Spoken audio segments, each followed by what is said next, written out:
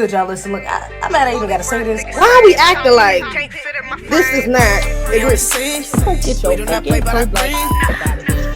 There's nothing wrong with hate. You've got to hate some things with a passion. And destruction, they must dislike and hate with a passion. A lot of people, even with Trump in office, I don't want to detour too much, but even with Trump in office, there's all this speak of immigrants leaving, getting deported. And, you know, a lot of black people are like, okay. And I will say, there's a bit of a various reasons why some people, I feel like we should be sitting out. Some people just mad it's Trump in office. They like, it's y'all fault, which is true to a degree. But also a lot of us are, you know, kind of sitting out on the bullshit because we not like that don't affect us. You know, this is one thing that we can say for sure. Where are y'all going to take us to? You know, so it's like, again, but it goes back to that adding to confusion because our children are looking like, well, damn, we ain't gonna help them. What do you mean? I thought we come from Africa. That was not our family. I mean, not helping them. So we have to make it clear on why we're doing certain things, especially because now we're seeing the revisionist history. They're trying to take certain things out of school. They want to stop teaching about slavery. And this is a red flag. This is not a good thing. However, this is not something that's new. This is like something that's been happening. Like maybe they wasn't taking books out of schools, but they never was putting the correct books in schools in the first place. Very true. Yes. So it's like, you know, yeah, I want my children to learn about our history, but if they're if they're learning from a skewed point of view, from a white supremacist point of view, they're going to be indoctrinated, you know, and I don't want that for my children. I would hope most black people in particular wouldn't want that for their children. So even with that, again, changing history, instead of us fighting the system to say, oh no, we need to bring slavery back. Oh no, we need to make sure our history is shown. And we just need to fight for us having our own spaces to teach our own children. That's very true. Yes. That's what we have to get back to, because ultimately we shouldn't be sending our children to them to be educated anyways. Malcolm told us that in the 60s. So with that in mind, if we see how they're moving, a way to correct that moving forward, to correct our mistakes, would be to focus on us, focus on our on what we can do for self. You did an interview with a brother, Dr. What was the brother name? Dr. Musa Abdullah. Yes, Musa Abdullah. And he made a very great point about working together as a community to homeschool. Yeah. Talk about that. He said they were called homeschooling pods, is what he said they were. They were homeschooling pods. This is where people in the neighborhood, there's different variations of it, but this is when people in the neighborhood, let's say one family has 2 kids, another family has another couple kids, they would say, okay, well, one kid goes to this family's house and learns on Monday and Tuesday, and then they come to my house on Wednesday and Thursday, or the mother teaches math and the other mother teaches English. They work together. It's various different versions of it. But what they would do is they would essentially, all of the community would come together and they will become essentially faculty of a school. So you would have a child, but you would be the math teacher for your child and a lot of other children. Right. All right. And then you would have a child, but you would be the math teacher for your child and a lot of other children. Right. All right. And then your neighbor, she would be your son, your daughter's English teacher or history teacher or whatever the case is. And then I would come in on the weekends and maybe we do some type of coaching or fitness or something like that. But this is the community working together in order to create a school. So that's one version of the homeschooling pods, which is separate from the individual homeschooling where just the parents are teaching the children, which works as well too. But one of the benefits of the homeschooling pods is that you also get that community aspect of it that you really can't get in homeschooling to that degree. Because homeschooling, you know, you're stuck in the house for a certain amount of hours. You don't leave the house because you're studying in home. And a lot of people say you lack a lot of social abilities. People who were homeschooled, they lack social ability, which I disagree with, but I do see the concern because if you're homeschooled, you're not around people from outside your house as often as people who go to public school. Yeah.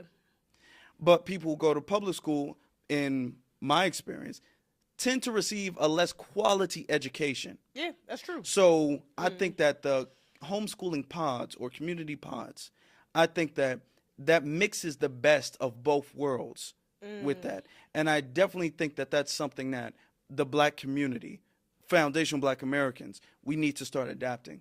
Exactly. And that's what I said. Again, redirecting that energy, because even with that, and I love that idea, Trump is low-key trying to incentivize homeschooling, okay?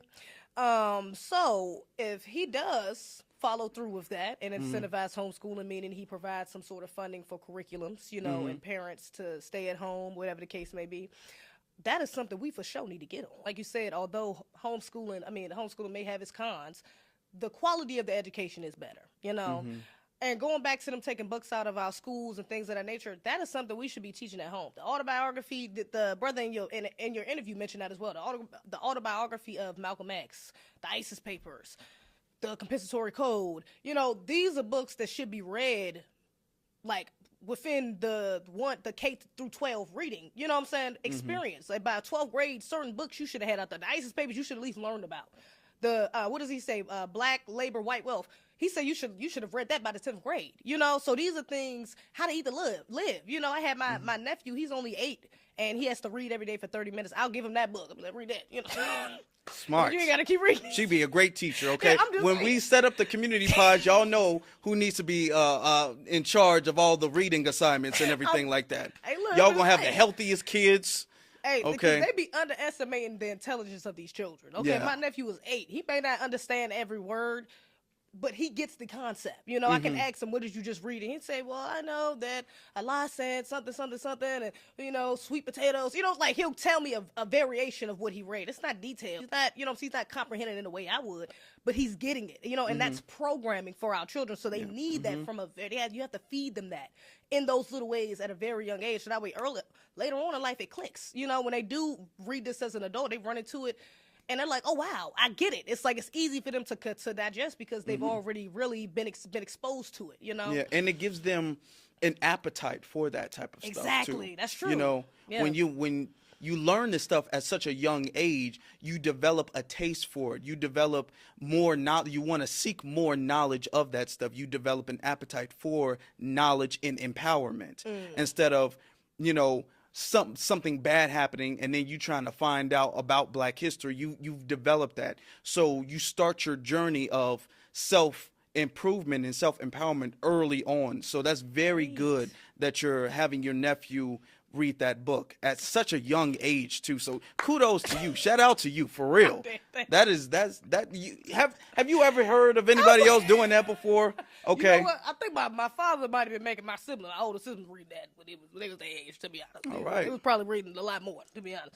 Egregious. We have to take advantage of the opportunities we have to do for self. Yes. We have to take that. We have to instill that into our children, because the more we show them that we're relying on the system instead of trying to replace it with the one that is just, the furthermore they will become slaves, and be sold out to the white supremacists. So yeah, homeschooling for the win, for sure. Yeah.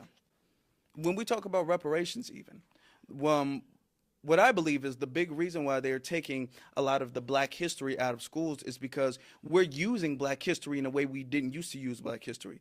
When they taught about, because they didn't mind in the beginning teaching about slavery, slaves built America. That's something that they didn't mind openly saying. But now we're having a different energy about it. It's not, we're looking at slavery and then it's subconsciously lowering our self-esteem. Now when we look at it, we're like, oh yeah, that's true. Okay, so you owe us reparations. Now they are like, well, slavery really didn't build America, if we're going to be honest with you. Let's pull that stuff out, because they're looking at it differently now. Right. Now they're looking at it and now they want reparations. Now they want compensation for it. It's not like lowering the children's self-esteem like it used to. So because of that, and largely due to our delineation, because of that, now they all like, okay, we got to scrap everything. So you're seeing a lot now of slavery revisionists and stuff like that, saying slaves didn't really do that. So it's a lot, which is why homeschool is very important. We do not play but I green. You fuck with the team, might find your West in the creek. We crossing our T's, we don't never miss a beat.